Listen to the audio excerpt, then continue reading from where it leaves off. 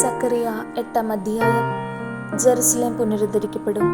എനിക്ക് സൈന്യങ്ങളുടെ കർത്താവിൻ്റെ അരുളപ്പാടുണ്ടായി. സൈന്യങ്ങളുടെ കർത്താവ് അരുളിച്ചെയ്യുന്നു, ഞാൻ സിയോനെ പ്രതി അസഹിഷ്ണുവായിരിക്കുന്നു, അവൾക്ക് വേണ്ടി ക്രോധത്താൽ ജ്വലിക്കുന്നു. കർത്താവ് അരുളിച്ചെയ്യുന്നു, ഞാൻ സിയോനിലേക്ക് മടങ്ങിവരും, ജെറുസലേമിൻ്റെ മധ്യേ വസിക്കും. ജെറുസലേം വിശ്വസ്ത നഗരമെന്നും സൈന്യങ്ങളുടെ കർത്താവിൻ്റെ പർവ്വതം വിശുദ്ധഗിരി എന്നും വിളിക്കപ്പെടും. സൈന്യങ്ങളുടെ കർത്താവ് അരുളിച്ചെയ്യുന്നു, വൃദ്ധന്മാരും വൃദ്ധകളും പ്രായാധിക്യം മൂലം കയ്യിൽ വടിയുമായി ജെറുസലേമിൻ്റെ തെരുവുകളിൽ വീണ്ടും ഇരിക്കും.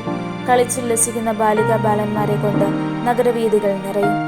സൈന്യങ്ങളുടെ കർത്താവ് അരുളിച്ചെയ്യുന്നു, ഇക്കാലത്ത് ജനത്തിൽ അവശേഷിക്കുന്നവർക്ക് അത് അത്ഭുതമായി തോന്നും. എന്നാൽ എനിക്കും അത്ഭുതമായി തോന്നണമോ? സൈന്യങ്ങളുടെ കർത്താവ് ചോദിക്കുന്നു. സൈന്യങ്ങളുടെ കർത്താവ് അരുളിച്ചെയ്യുന്നു, ഞാൻ എൻ്റെ ജനത്തെ കിഴക്ക് നിന്നും പടിഞ്ഞാറ് നിന്നും രക്ഷിക്കും. ഞാൻ അവരെ കൊണ്ടുവന്ന് ജെറുസലേമിൽ പാർപ്പിക്കും. വിശ്വസ്തതയിലും നീതിയിലും അവർ എനിക്ക് ജനവും ഞാൻ അവർക്ക് ദൈവവുമായിരിക്കും.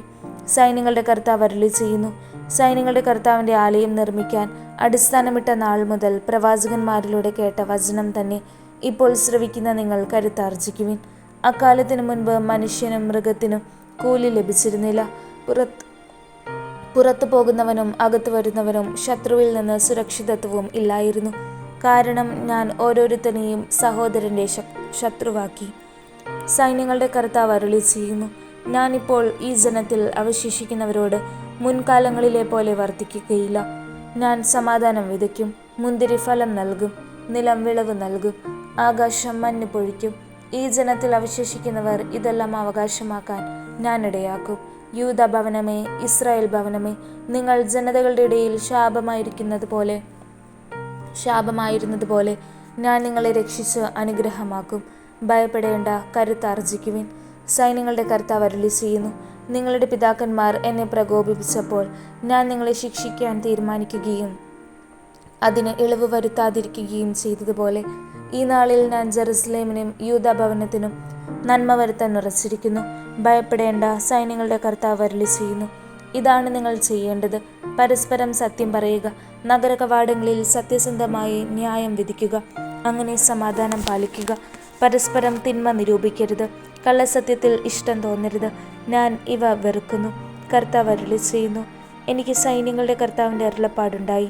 സൈന്യങ്ങളുടെ കർത്താവ് അരുളിച്ചെയ്യുന്നു, 4, 5, 7, 10 മാസങ്ങളിലെ ഉപവാസം യൂദാ ഭവനത്തിന് സന്തോഷത്തിൻ്റെയും ആഹ്ലാദത്തിൻ്റെയും അവസരവും ആനന്ദോത്സവവുമായിരിക്കണം. അതുകൊണ്ട് സത്യത്തെയും സമാധാനത്തെയും സ്നേഹിക്കുവിൻ. സൈന്യങ്ങളുടെ കർത്താവ് അരുളിച്ചെയ്യുന്നു, ജനതകൾ അനേകം നഗരങ്ങളിലെ നിവാസികൾ ഇനിയും വരും. ഒരു പട്ടണത്തിലെ നിവാസികൾ മറ്റൊന്നിൽ ചെന്ന് പറയും, നമുക്ക് വേഗം ചെന്ന് കർത്താവിൻ്റെ പ്രീതിക്കായി പ്രാർത്ഥിക്കാം.